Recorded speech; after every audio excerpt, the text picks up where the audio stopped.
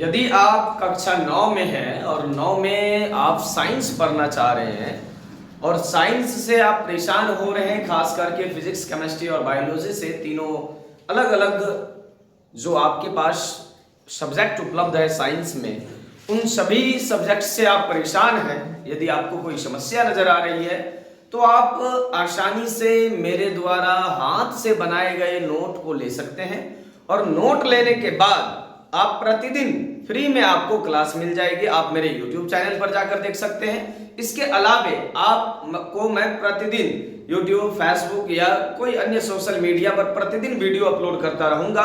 आप उस नोट के माध्यम से साथ साथ में उस वीडियो के माध्यम से उस क्लास को आसानी से समझ भी पाइएगा। तो चलते हैं, आज बायोलॉजी के क्लास 9 के बायोलॉजी का तीसरा दिन है। हम इससे पहले कोशिका के बारे में जाने, कोशिका के आधार पर जीवों की संरचना के बारे में जाने, कोशिका से जुड़ी हुई जो रॉबर्ट हुक ने जिस कोशिका की खोज की उसके बारे में जाने, सबसे बड़ी, लंबी, छोटी, इन सभी कोशिकाओं के बारे में जाने। आज हम लोग पढ़ने वाले हैं कोशिका से संबंधित विभिन्न प्रकार के खोज, यानी कोशिका से संबंधित सभी खोज। कोशिका में जो कुछ भी खोजा गया, चाहे शुरुआत से लेकर अंत तक, हालांकि कई इस प्रकार से हुआ है सब चीज कि खोजा किसी और ने, नामकरण किसी और ने किया, इसीलिए बहुत ज्यादा विद्यार्थियों में ये कंफ्यूजन बना रहता है कि याद किसको करें। आप खोजा किसी और ने, नामकरण किसी और ने किया, किसी और चीज की खोज उसी से जुड़ी हुई किसी और वैज्ञानिक ने की। इसी कारण से विद्यार्थियों में एक वहम बना हुआ रहता है कि ये याद करें, वो याद करें, बार बार भूलने की बीमारी रहती है। हम पूरा का पूरा आपको भूलने नहीं देंगे, पूरा का पूरा एकदम बारीकी से समझिएगा किसकी खोज किसने की, किसका नामकरण किसने किया, और जो ज्यादा इंपॉर्टेंट है आपकी परीक्षा के दृष्टिकोण से वो सबसे महत्वपूर्ण हो जाता है। चलिए देखते हैं। सबसे पहले मैंने लिखा है कि कोशिका की खोज किसने की, तो कोशिका की खोज रॉबर्ट हुक ने 1665 ईस्वी में की और यह मृत कोशिका थी, कॉर्क कोशिका थी। पुराने जाइलम से, वृक्ष की छाल से और वृक्ष की छाल से कॉर्क कोशिका की खोज की थी इन्होंने। उसके बाद जीवित कोशिका की खोज किसने की, तो जीवित कोशिका की खोज सन 1674 ईस्वी में अपने द्वारा बनाए गए माइक्रोस्कोप की मदद से जीवित जीवाणु कोशिका को सर्वप्रथम ल्यूवेनहोइक ने देखा, यानी एंटोनी वान ल्यूवेनहोइक ने देखा। इसके बाद केंद्रक की खोज किसने की, 1831 ईस्वी में रॉबर्ट ब्राउन ने केंद्रक की खोज की। उसके बाद जीव द्रव की खोज किसने की, तो जीव द्रव की खोज पुरकिंजे ने 1839 ईस्वी में की। जीव द्रव होता क्या है, बहुत सारे बच्चों के मन में यह प्रश्न होता है कि जीव द्रव क्या है। तो जीव द्रव कोशिका द्रव और केंद्रक द्रव के सम्मिलित रूप को जीव द्रव कहते हैं। बिना जीव द्रव का, यानी कि कोशिका द्रव और केंद्रक द्रव दोनों के सम्मिलित रूप को जीव द्रव कहेंगे। बिना जीव द्रव का कोशिका का अस्तित्व संभव नहीं है, यानी कोशिका की मृत्यु हो जाती है।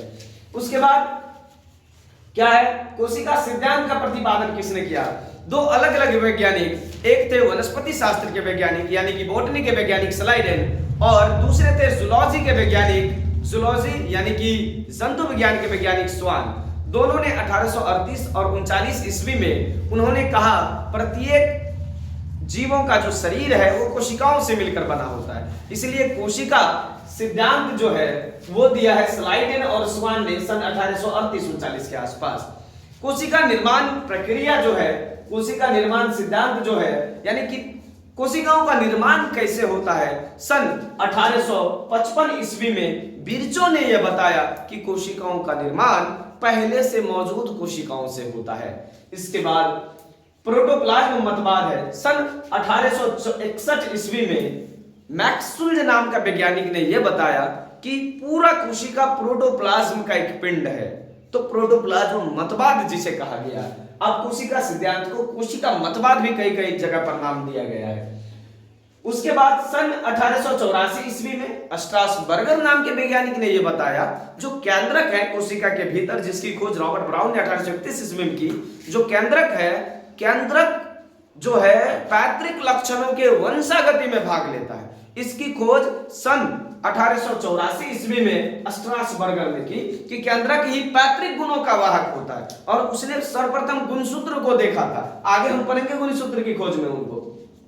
इसके बाद एंडोप्लाज्मिक रेटिकुलम, अंतःप्रद्रवी जालिका, यानी कि ER इंडोप्लाज्मिक रेटिकुलम।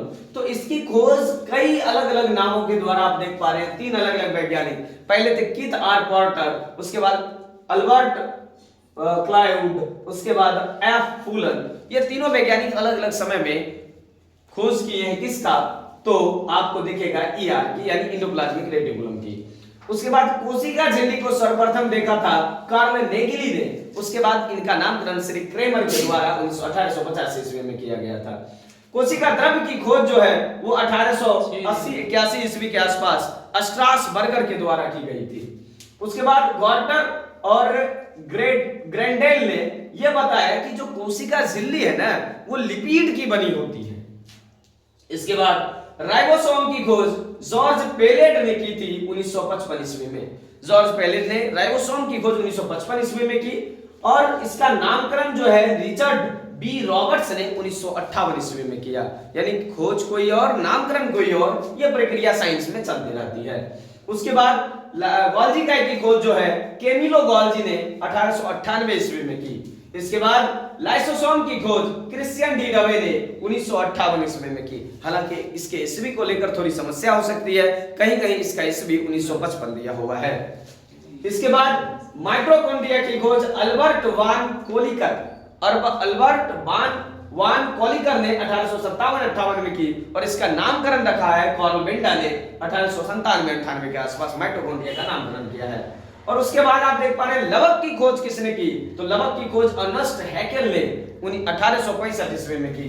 इसके बाद आप देख पा रहे हैं लवक की खोज के बाद रसधानी की खोज किसने की, तो रसधानी जो कोशिका द्रव्य के भीतर नजर आता है छोटा छोटा वैक्यूल्स करके, उसकी खोज हालांकि नामकरण किसी और ने किया है। इसकी खोज 1676 ईस्वी में लीवेनहोइग ने की।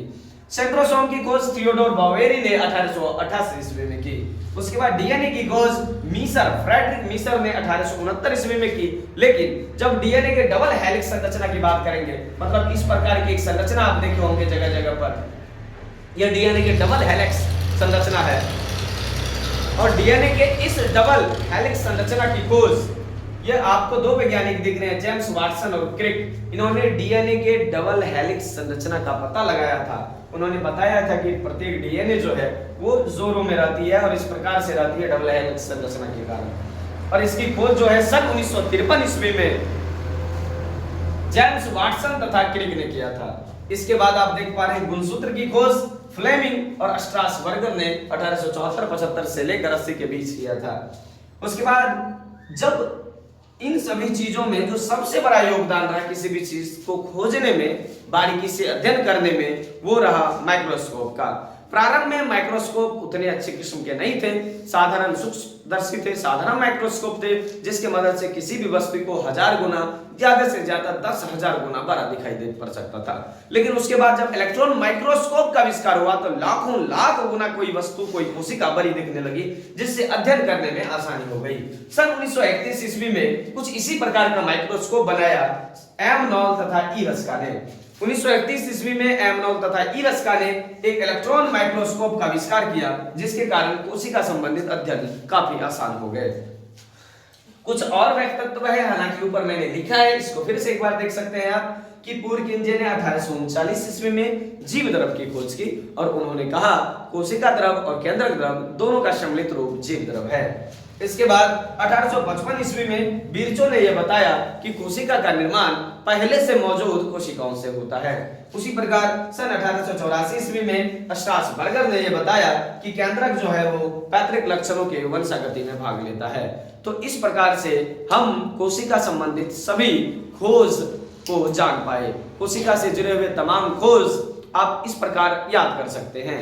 हालांकि इतना आसान तो नहीं आपको लग रहा होगा, क्योंकि कई सारे ईस्वी हैं, लेकिन 4 बार 5 बार 6 बार यदि आप सप्ताह में एक बार कम से कम इसको रिवाइज करते हैं, पुनः अध्ययन करते हैं, स्वाध्ययन करते हैं, तो ऐसा होगा कि 1 महीना के अंदर 4 से 5 बार रिवाइज करने पर ये आपके जुबान पर हमेशा बोलने लगेगा। और कभी नहीं भूलिएगा, ये जुड़ा हुआ जितना आपको दिख रहा है कोशिका से जुड़े हुए तमाम अध्ययन को आप आसानी से याद कर सकते हैं। धन्यवाद।